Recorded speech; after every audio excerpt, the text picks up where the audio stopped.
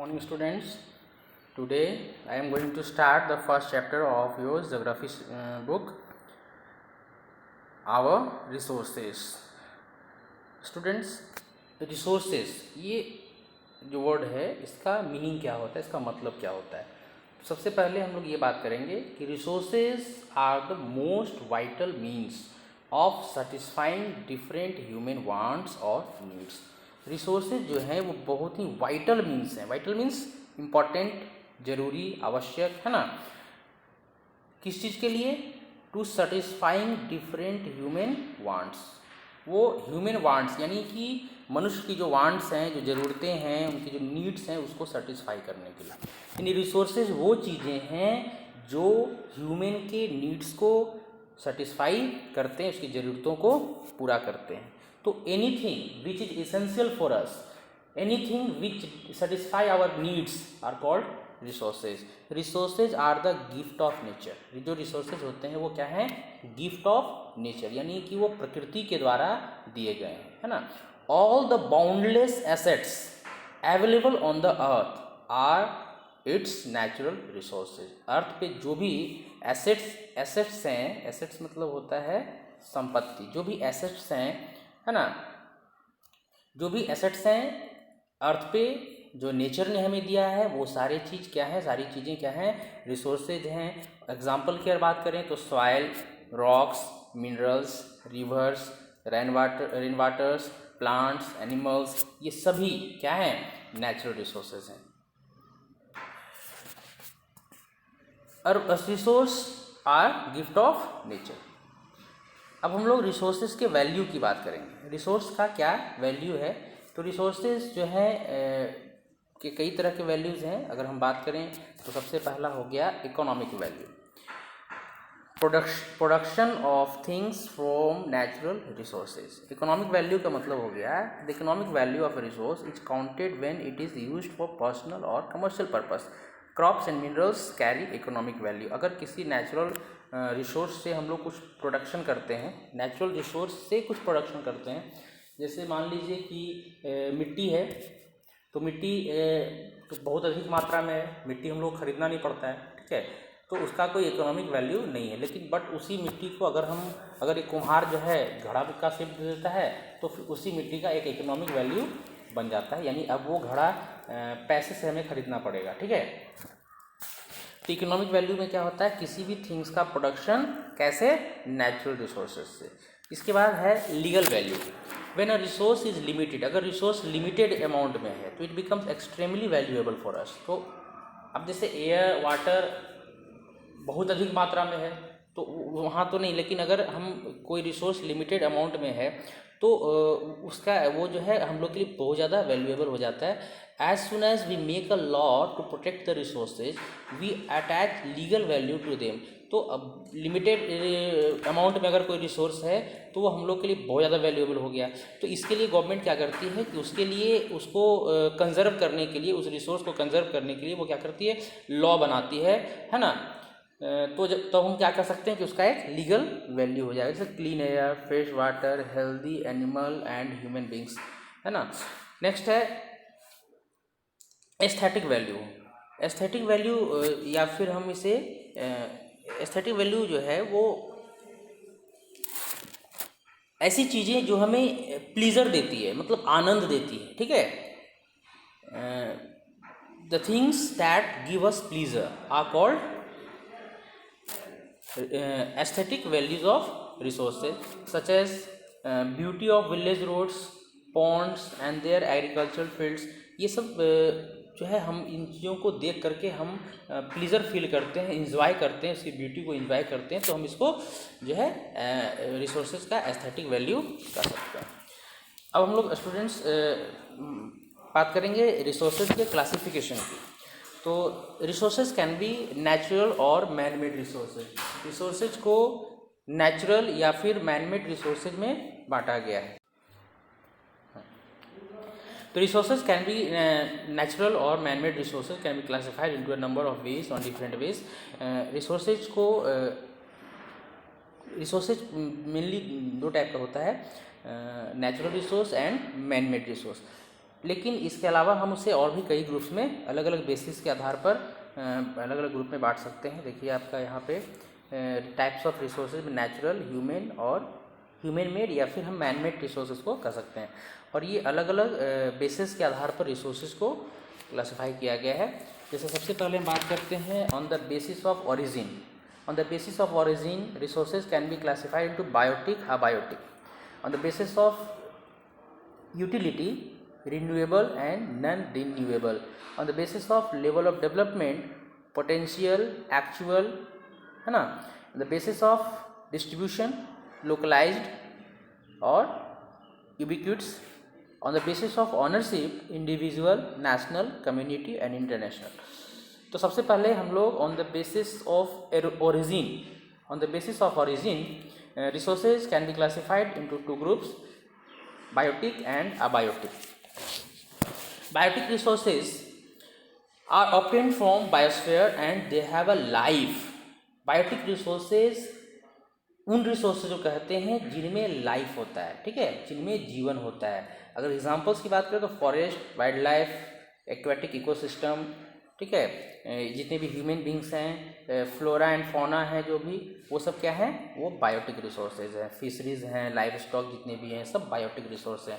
Abiotic resource में उन चीज़ों को इंक्लूड किया जाता है जिनमें लाइफ नहीं होता है। Include all those things which are composed of non living things like rocks and metals. तो वैसे रिसोर्स जिनमें लाइफ होता है उन्हें हम अबायोटिक के ग्रुप में रखेंगे, और जिनमें लाइफ नहीं होता है उन्हें हम अबायोटिक के ग्रुप में रखेंगे, ठीक है। नेक्स्ट है students, on the basis of the state of development.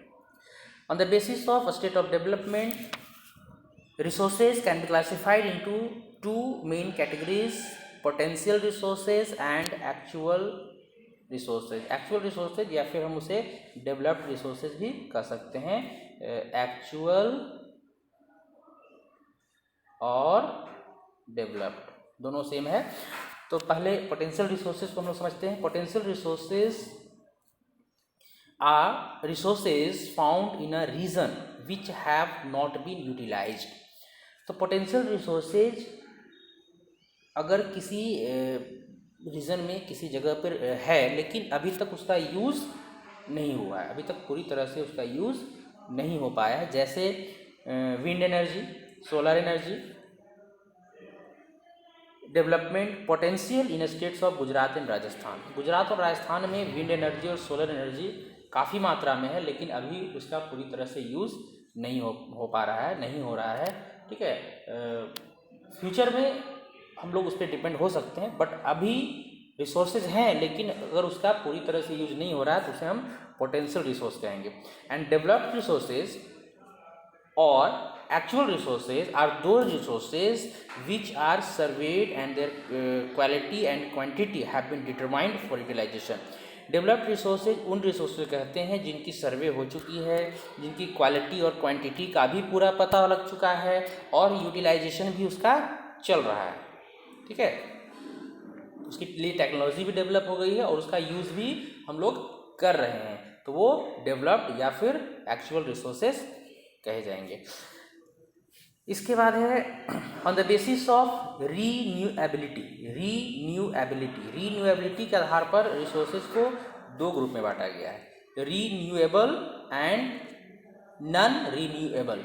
तो स्टूडेंट्स यहाँ पे आप इसका वर्ड जो मीनिंग है इसको हम इस तरह समझ सकते हैं। री मतलब होता है फिर से, और न्यू मतलब नया, एबल तो ऐसे रिसोर्सेज जो फिर से नए रूप में मिलने के योग्य हैं उसे हम रीन्यूएबल रिसोर्सेज कहते हैं। री मतलब फिर से, न्यू मतलब नया। अगर रिसोर्स को हम एक बार यूज कर लें तो वो फिर से हमें नए रूप में प्राप्त हो जाता है, उसे हम क्या कहते हैं, रीन्यूएबल रिसोर्सेज। और जो ऐसा नहीं होता है जिन रिसोर्सेज में उसे हम नॉन रीन्यूएबल रिसोर्सेज कहते हैं। तो रिन्यूएबल रिसोर्सेज जो हैं, the resources continue to renew themself, जो खुद से रीन्यू हो जाते हैं the various processes over a period of time. They can be renewed without putting themself into danger for their future use. For example solar energy, air, अगर हम लोग एक बार ऑक्सीजन हम लोग ले लेते हैं तो फिर हम लोग कार्बन डाइऑक्साइड ब्रीथ आउट करते हैं, और वो कार्बन डाइऑक्साइड फिर फोटोसिंथेसिस में प्लांट्स यूज़ कर लेते हैं, फिर वापस हमें ऑक्सीजन प्रोवाइड कर देते हैं। तो इस तरह से ऑक्सीजन और कार्बन डाइऑक्साइड का जो बैलेंस है वो एटमॉस्फेयर में रेगुलरली बनता रहता है, ठीक है। इसके लिए हमें कोई प्रोसेस नहीं करना पड़ता, ये खुद से रीन्यू होता रहता है। तो एयर स्टूडेंट, एयर क्या हो गया स्टूडेंट्स? एयर रीन्यूएबल रिसोर्सेज हो गया। फिर वाटर की अगर बात करें तो वाटर भी हाइड्रोलॉजिकल साइकिल के द्वारा जो है, जो अर्थ पे जो वाटर है वो इवेपोरेट होकर के ऊपर जाता है, फिर क्लाउड्स फॉर्म होता है, फिर क्लाउड जब कंडेंस होता है तो फिर से बारिश होती है, फिर बारिश का पानी चला आता है फिर सी में, फिर वहाँ से इवेपोरेट होकर के ऊपर जाता है, फिर जो है क्लाउड्स फॉर्म होता है। तो ये प्रोसेस जो है चलता रहता है, हाइड्रोलॉजिकल साइकिल के द्वारा वाटर बराबर हमें रीन्यू होकर के वापस मिलता रहता है। तो ये चीज़ें जो है, एयर है, वाटर है, सोलर एनर्जी है, ठीक है, ये सब रीन्यू होते रहते हैं, इसलिए हम क्या बोलेंगे? रीन्यूएबल रिसोर्सेज, ठीक है। तो यहाँ पर अब देखिए लिखा हुआ है renewable resource is replenished by natural process. ये नेचुरल प्रोसेस से खुद जो है अपनी जो लॉस है उसको पूरा करता रहता है। कुछ एग्जांपल्स यहाँ पे दिए गए हैं, solar radiation, tides, winds, fruits and vegetables, timber, oxygen, water etcetera, ये सब रिन्यूएबल रिसोर्सेज हैं। नॉन रिन्यूएबल रिसोर्सेज की अगर बात करें, देखिए, non renewable resources are resources that once they are used can not be readily replenished. Renewable resources वे resources हैं जो एक बार यूज होने के बाद वो फिर रिप्लेनिश नहीं होते, वो एक बार समाप्त हो गए तो समझ लो पूरी तरह से वो समाप्त हो गए। जैसे एग्जांपल की अगर बात करें तो ऑयल, कोल, नेचुरल गैस, मिनरल्स, ये सब क्या हैं? ये नॉन रिन्यूएबल रिसोर्सेज हैं, मतलब एक बार यूज होने के बाद दोबारा इन्हें पाना मुश्किल होता है। नेक्स्ट है स्टूडेंट्स मैन मेड रिसोर्सेज। ये तो अभी तक हम लोग बात कर रहे थे नेचुरल रिसोर्सेज की। मैन मेड रिसोर्सेज जो होते हैं, man made resources play a vital role in the utilization and development of natural resources. जितने भी नेचुरल रिसोर्सेज हैं उनको उनका यूटिलाइजेशन या फिर उनका डेवलपमेंट एक्चुअली मैन ही करता है। मनुष्य ही किसी भी रिसोर्स को यूज़ करता है, उसका डेवलपमेंट करता है, इसलिए मैन एक बहुत ही इम्पॉर्टेंट रिसोर्स है, ठीक है। तो ये रिसोर्सेज जो है काफ़ी इम्पॉर्टेंट होते हैं क्योंकि ये रिसोर्सेज ही नेचुरल रिसोर्सेज का यूटिलाइजेशन और उसका डेवलपमेंट करते हैं। जैसे आप ये देख सकते हैं यहाँ पे एक हाउस है, रोड है, ये सब क्या है? ये सब मैन मेड रिसोर्सेज है। स्टूडेंट्स, ये इन रिसोर्सेज को चूँकि ह्यूमन ने बनाया है और इसको बनाने के लिए जो भी नेचुरल रिसोर्स यूज हुए हैं, जैसे ब्रिक यूज हुआ होगा, वो सॉइल का बना हुआ है, सीमेंट है ना, सैंड है, तो ये सारी चीज़ें नेचुरल है। लेकिन उस नेचुरल रिसोर्स को इतने अच्छे तरह से यूज़ करने की जो टेक्निक है ये सिर्फ ह्यूमन के पास में हो सकती है। तो ये रिसोर्स जो है ये एक्चुअली मैन मेड रिसोर्स है, लेकिन ये नेचुरल रिसोर्स के डेवलपमेंट और यूटिलाइजेशन के वजह से ही हो पाया, जो कि ह्यूमन का काम है ना। तो we will discuss human resource in the upcoming chapters student. इसके बाद अभी कुछ टॉपिक्स आपके लिए यहाँ पे बचा हुआ है, रिसोर्स कंजर्वेशन। तो जितने भी रिसोर्स हैं, जो रिन्यूएबल रिसोर्स हैं, चलिए वो तो ठीक है, लेकिन बहुत सारे रिसोर्स ऐसे हैं जो कि लिमिटेड अमाउंट में हैं। अगर हम उनका कंजर्वेशन नहीं करते हैं तो फ्यूचर में क्या होगा, वो रिसोर्सेज समाप्त हो जाएंगे और तब हमें काफ़ी प्रॉब्लम्स फेस करनी होगी, ठीक है। तो इसलिए रिसोर्सेज को कंजर्व करना, बचाना, संरक्षित करना बहुत ही ज़रूरी होता है। तो किसी भी रिसोर्स को हम प्लान्ड वे में यूज़ करेंगे, मतलब एक नियोजित तरीके से यूज़ करेंगे ताकि हम प्रेजेंट नीड्स को भी फुलफिल कर सकें और उसे स्टोर भी कर सकें, किसके लिए? फ्यूचर जनरेशन के लिए, ठीक है। Planned use of resources in order to meet the present needs भी फुलफिल करना है और उसे स्टोर भी करना है, किसके लिए? फ्यूचर जनरेशन के लिए। हमारी आने वाली जो पीढ़ियां हैं उनके लिए भी रिसोर्स को स्टोर करना है, ठीक है। तो इस चीज़ को हम क्या बोलते हैं? Resource conservation. रिसोर्स को बचाना, उसको संरक्षित रखना, ये क्या है? Resource conservation. तो many resources are non renewable. बहुत सारे रिसोर्सेज क्या हैं? नॉन रिन्यूएबल हैं एंड एक्सॉस्टिबल, ठीक है। If we conserve them we can use them for longer period of time. तो जो रिसोर्सेज नॉन रिन्यूएबल हैं है ना, जो समाप्त हो जाने वाले हैं, अगर हम उन्हें कंजर्व करें, if you conserve them we can use them for longer time, तब हम उन्हें ज़्यादा टाइम तक यूज़ कर पाएंगे। इसलिए कंजर्वेशन बहुत ही ज़रूरी होता है। Conservation of resources help us to reduce wastage, it will help in economic progress also. Resources conservation help us to protect the environment. दूसरी बात ये भी है कि रिसोर्स कंजर्वेशन के द्वारा हम इन्वायरमेंट को भी जो है प्रोटेक्ट कर सकते हैं। इसलिए रिसोर्स का कंजर्वेशन बहुत ही ज़रूरी है, उनका संरक्षण बहुत ही ज़रूरी है ना। तो इसके लिए क्या करना चाहिए, इस प्रोसेस को हम लोग सस्टेनेबल डेवलपमेंट बोलते हैं। यानी डेवलपमेंट भी करना है लेकिन सस्टेनेबल तरीके से करना है। सस्टेनेबल तरीके में क्या होता है कि डेवलपमेंट जो रेगुलर चलता रहे, प्रेजेंट में भी डेवलपमेंट हो और फ्यूचर में भी वो डेवलपमेंट बना रहे, ठीक है। ऐसा नहीं कि हम लोग अभी बहुत तेज़ी से बहुत फास्ट डेवलपमेंट कर लिए और फिर रिसोर्स खत्म हो गया, फिर सारा डेवलपमेंट रुक गया। और स्टूडेंट्स, आपने खरगोश और कछुए वाली कहानी सुनी होगी। खरगोश बहुत तेज चला, बाद में स्टॉप हो गया, लेकिन कछुआ स्लो ही चला लेकिन चलता रहा। तो बेटर कौन था, खरगोश था या कछुआ था? ऑब्वियसली आप जानते हैं कि कछुआ जो है रेस जीत जाता है, ठीक है। तो सस्टेनेबल डेवलपमेंट वो डेवलपमेंट है जिसमें हम प्रेजेंट नीड्स को भी पूरा करते हैं और फ्यूचर जनरेशन के नीड्स को भी माइंड में रख के काम करते हैं। Sustainable development is development that meets the needs of the present without compromising the ability of future generation to meet their own needs. Present में भी डेवलपमेंट करना है, अपने नीड्स को फुलफिल करना है और ये माइंड में रखना है कि फ्यूचर जनरेशन के लिए भी वो रिसोर्सेज बने रहें ताकि जो है आगे भी डेवलपमेंट का प्रोसेस चलता रहे, ठीक है। Gro Harlem Brundtland. तो Brundtland first introduce the concept of sustainable development. एक ब्रुंडलैंड कमीशन था, ठीक है, और इस ब्रुंडलैंड कमीशन में ही सबसे पहले जो है इस कंसेप्ट को यानी सस्टेनेबल डेवलपमेंट के कंसेप्ट को इंट्रोड्यूस किया गया था। किनके द्वारा? Gro Harlem Brundtland. ये वो पहले व्यक्ति थे जिन्होंने सबसे पहले इस सस्टेनेबल डेवलपमेंट के कंसेप्ट को इंट्रोड्यूस किया था 1987 में। He was then the prime minister of Norway. उस समय वो कहाँ के प्राइम मिनिस्टर थे? नॉर्वे के थे, and chairman of the world commission on environment and development. Okay student, आपका ये फर्स्ट चैप्टर कंप्लीट है। इस चैप्टर में हमें इतना ही पढ़ना था और मैं कल इसका नोट्स आपको दूंगा।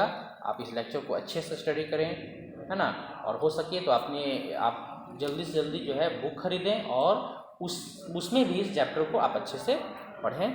ओके, बाय, मिलते हैं नेक्स्ट वीडियो में।